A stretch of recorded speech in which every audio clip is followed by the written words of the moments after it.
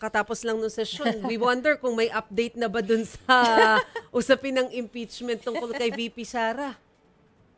Hindi siya napag-usapan ngayong araw. Hindi rin. Nothing at all sa impeachment ngayong araw. Puro mga bills, pero napansin ko, hindi naman lahat ito mga urgent bills. So, meron kami mga tinatalakay na bills na parang imposible na rin atang matapos yun sila given the lack of time.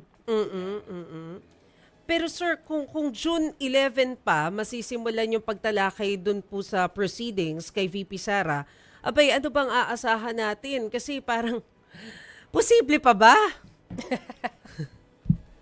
Depende kasi yan ang nasa isip ninyo, posible.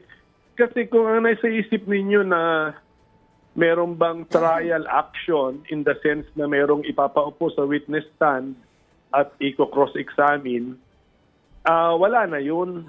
At saka, matagal namang wala na yun. Kahit sa original calendar ni Senate President, wala na talaga yun. Hindi na yun ina-expect. Kaya nga ako noon, February pa lang, pinipilit ko na start na natin sa February.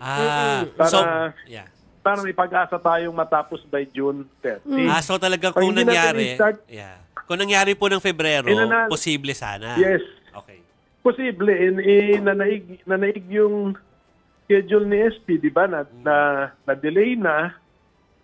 Dumating na ang June 2, pero na-double lang yung disappointment natin or let's say na-disappoint lang maraming tao kasi kahit yung sinabing June 2, hindi pa rin natuloy. Ginawa ng June 11. So yun. Pero pagdating sa trial action, matagal nang hindi na expected mangyari yun.